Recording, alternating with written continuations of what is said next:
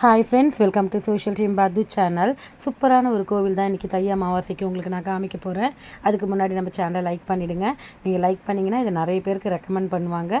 அப்போ எனக்கு கொஞ்சம் நம்மளுடைய சேனல் கொஞ்சம் ஷேர் ஆகும். சூப்பரான ஒரு நாகாத்தம்மன் கோவில் தாங்க இது.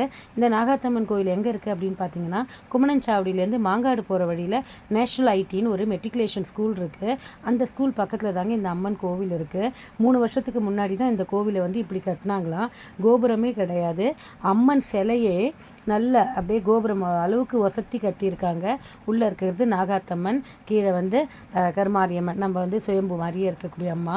அவங்கள நான் கேட்டேன், என்னம்மா இந்த கோவில் இந்த மாதிரி வித்தியாசமாக இருக்குது, எப்போம்மா கட்டினதுன்னு. எனக்கு இந்த மாதிரி ஆசையாக இருந்ததுமா, இங்கே இருக்கிறவங்க எல்லாம் உதவி செஞ்சாங்க. இந்த இடத்துல இந்த நாகாத்தம்மாவை நாங்கள் வச்சுருக்கோம். கோபுரத்துக்கு பதிலாக இந்த அம்மனையே நாங்கள் கோபுரமாக அவள் காலடியில் நம்ம வாழறோம் அப்படிங்கிற ஒரு இதில் கட்டியிருக்கோம்மா. இங்கே இருக்கக்கூடிய மக்கள் தான் எங்களுக்கு இது உதவினாங்க. இங்கே இருக்கிற எல்லா மக்களும் சேர்ந்து கட்டினது தான் இதுன்னாங்க. பார்க்கவே ரம்யமாக இருந்தது. ஆக்சுவலாக என்னுடைய புடவையும் அந்த அம்பாவளுடைய அந்த இதுவும் ஒரே மாதிரி இருந்ததுங்க. எங்கள் ஐஷு ஒரு நிமிஷம் அப்படியே ஸ்டன் ஆகிட்டா. இதுதான் அந்த புத்து கோவில் இருந்த இடமா? முதல்ல புத்து இங்கே தான் இருந்துதான். அதுக்கப்புறம் அங்கே அம்மனை பிரதிஷ்டை பண்ணியிருக்காங்க. அந்த இடத்துல ஒரு சிலை பிரதிஷ்டை பண்ணியிருக்காங்க.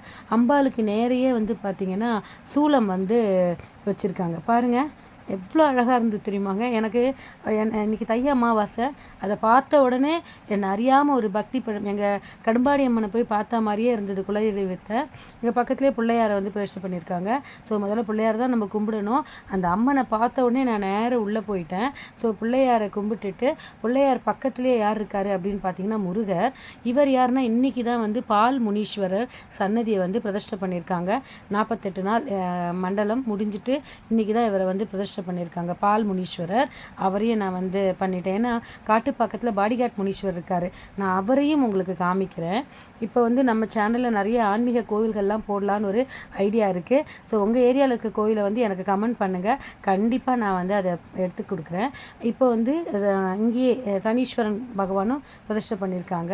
அப்படியே கோவிலை சுற்றி வந்தேன். அந்த அம்மாவோட ஆசை என்ன அப்படின்னு கேட்டேன். இது முருகர். ஸோ இந்த பழைய நாகாத்தம்மன் புத்து இருந்தது. இங்கே முருகர் பிரதிஷ்டை பண்ணியிருக்காங்க. பிள்ளையார் இருக்கார்.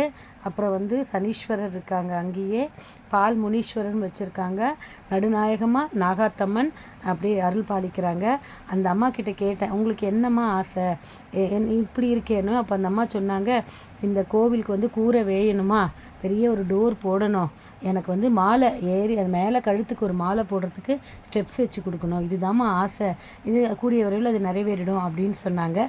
ஸோ உங்களுக்கு மாங்காடு வர கோவிலுக்கு வர வாய்ப்பு இருந்தால் மறக்காமல் இந்த கோவிலையும் நீங்கள் பார்த்துட்டு போங்க. முன்னாடியே நான் சொல்லியிருக்கேன்.